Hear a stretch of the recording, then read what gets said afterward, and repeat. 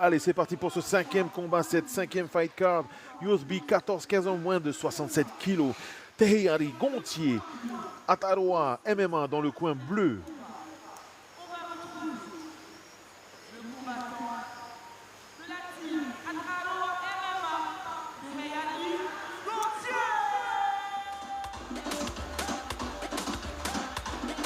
Teheyari Gontier qui fait son entrée. Alors, Ataroa MMA. Le club de Thierry Bonnet, c'est le coach en t-shirt jaune là derrière. Il se débrouille bien aussi, hein. Il est tout seul à tout gérer. Jiu-Jitsu et MMA, donc c'est pas évident.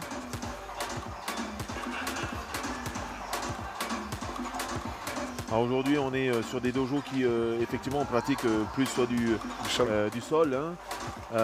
Là, on est sur Teheyari Gontier qui va nous proposer, je pense, les deux. Moi aussi, je pense les deux. Et après, son adversaire aussi, c'est le petit frère de Keoni. Alors, sera opposé à Teheyari Gontier dans le coin rouge, Kimani Terorotua de Tearo MMA. Alors là, on est dans les moins de 67 kg, on a augmenté en termes de gabarit, de puissance également. Il est chaud, lui.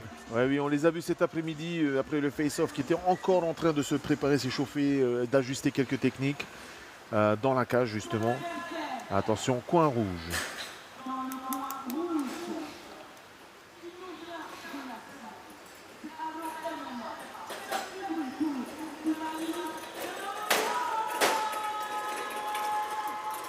Attention sur la musique de Roy Jones. Kimani Terorotua dans le coin rouge. Tearo MMA. Il est là. Grand gabarit. Qui a le smile de chez Vodafone d'ailleurs. Yahamaruru Rauna et Apeatua.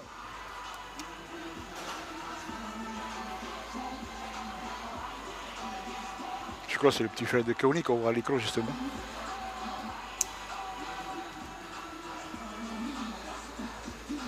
Grand gabarit, moins de 67 kg. Kimani Terorotua dans le coin rouge ce soir. Ah, il a hâte là. On sent que les adversaires, effectivement, là, ils ont...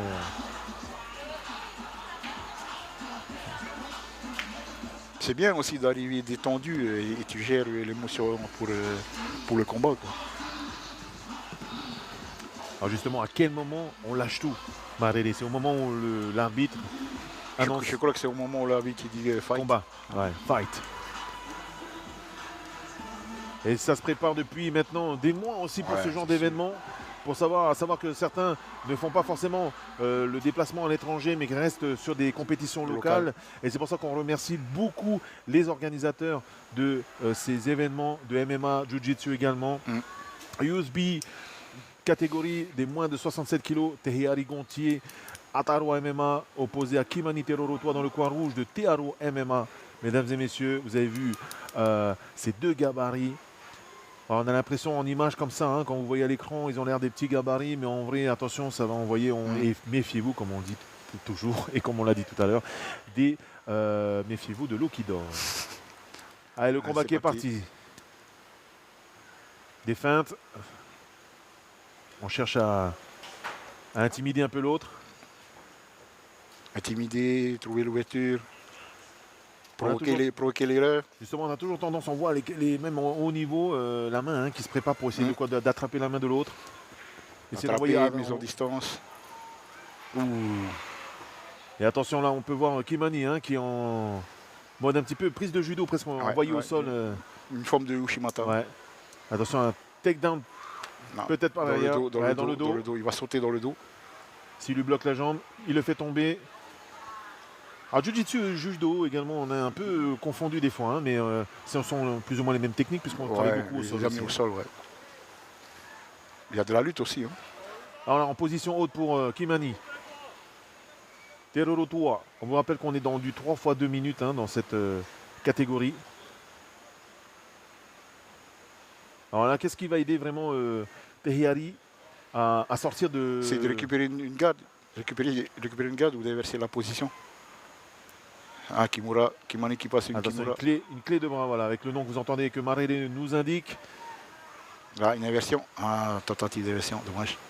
Alors là, pour renverser même, il faut vraiment du gainage, il faut vraiment des Il abdos. faut du punch, il faut des abdos. Et de la puissance dans les jambes. Mais attention, vous pouvez voir qu'on essaie de bloquer. Hein, vous voyez les pieds, les jambes de Kimani qui essaient de bloquer les jambes de Tehiari justement au sol. Pour éviter l'inversion. Hein. Et qui garde pour garder l'avantage sur cette position haute. Alors, le fait aussi de se pencher sur le combattant au sol pour l'empêcher de se lever et d'utiliser son gainage, ses abdos. Alors attention, on frappe, alors on est toujours sur la frappe. Là, c'est dans cette catégorie au corps. On ne peut pas frapper dans la tête. Hein. Non. Préparation de Juji. Encore des frappes. Ça sape le moral également. Hein. 2 minutes, ça y est, qui viennent de s'écouler. On est sur une belle technique du côté du coin rouge de Kimani. Qui a cherché, vous avez vu, une prise de judo qui a été envoyée au départ par Tehiari et qui en fin de compte est sorti. Voilà, ce genre de prise judo, ouais. avec cette jambe qui va laisser traîner derrière pour et bouger avec le bassin et faire tomber au sol. Et en fin de compte, on arrive contre la cage et c'est un takedown qui va essayer d'aller chercher. C'est un single qui passe dans le dos.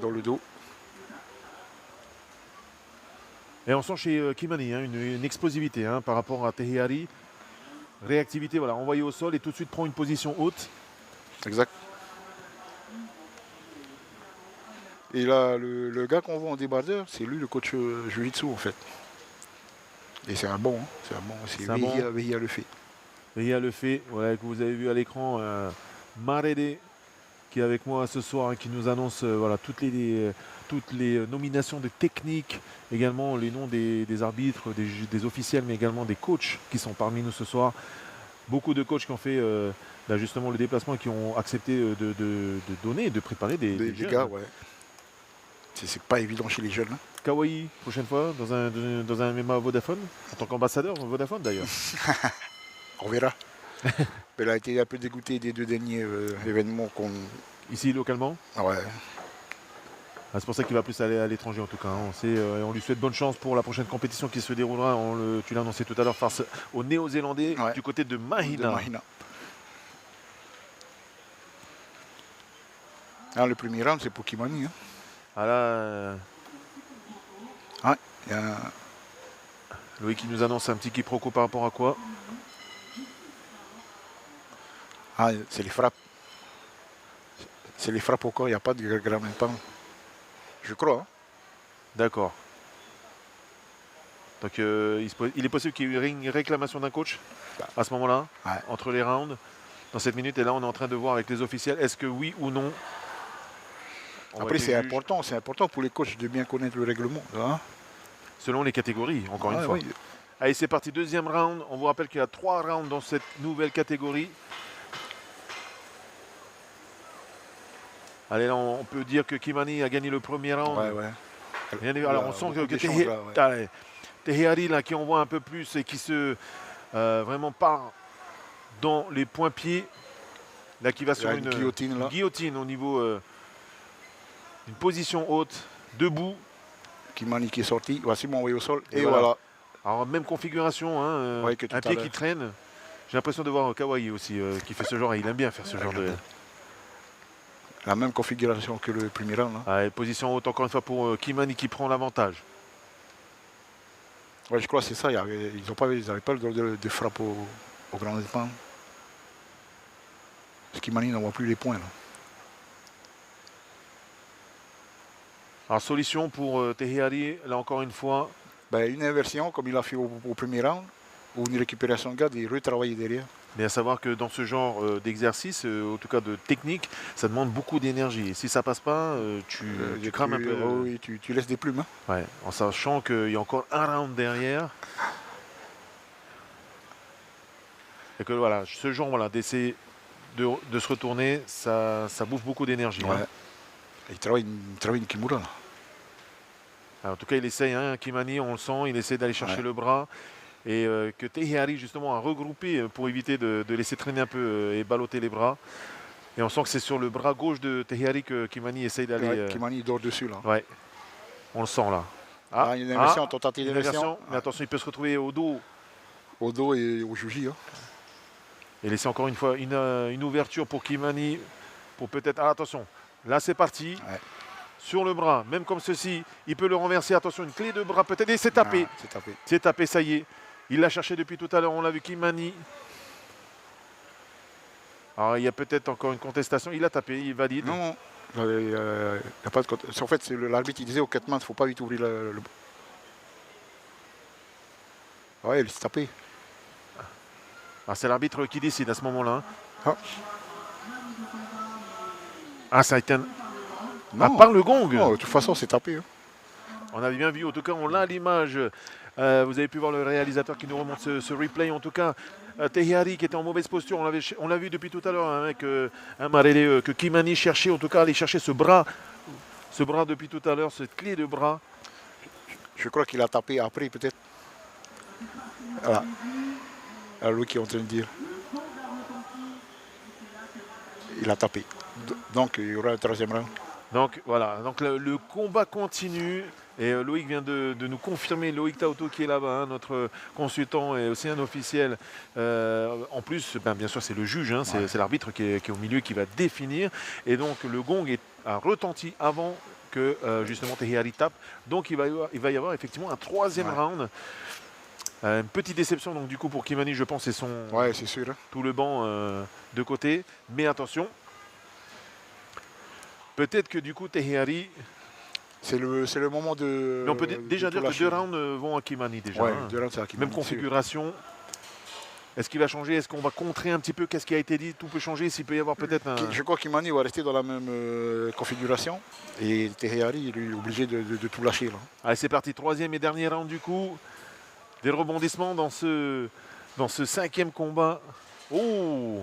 Attention, ça va. On va aller chez le sol, c'est sûr. Kimani qui veut aller chercher le sol, mais attention. Encore une fois, même configuration. Attention, on essaie de balayer.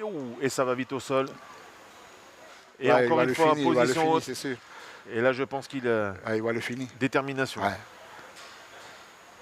Et là, il sait très bien Tehari que s'il lâche ou quoi que ce soit, ça va être dangereux. Vous avez pu voir l'élasticité, la flexibilité de Kimani d'aller très vite au sol et de se remettre encore une fois en position haute. Ouais. Et encore une fois, regardez, il va chercher le bras.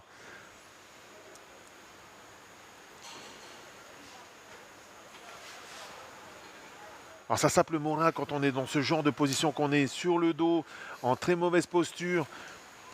On est fatigué, mais peut-être que jusqu'au gong, justement, comme on le disait tout à l'heure, tout peut arriver. Encore une fois, là, on l'a vu dans ce deuxième round. Ouais. Et attention, oh là là, une guillotine. Une guillotine qui va chercher, oui. Kimani nous offre vraiment du combat. Attention, il repart en position haute. Tehari aussi se défend bien là. Alors, on voit qu'il écoute comme il faut le coach. Il le colle à la cage.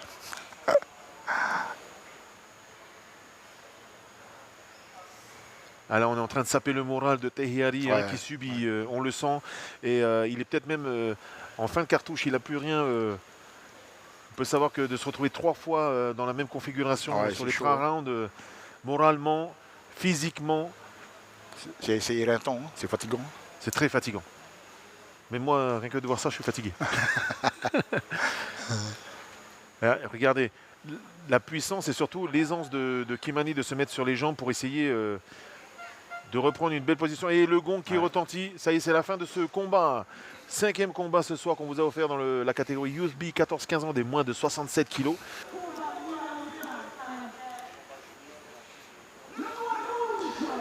Et sans surprise, Kimani Terorotua de Tearo MMA qui remporte ce combat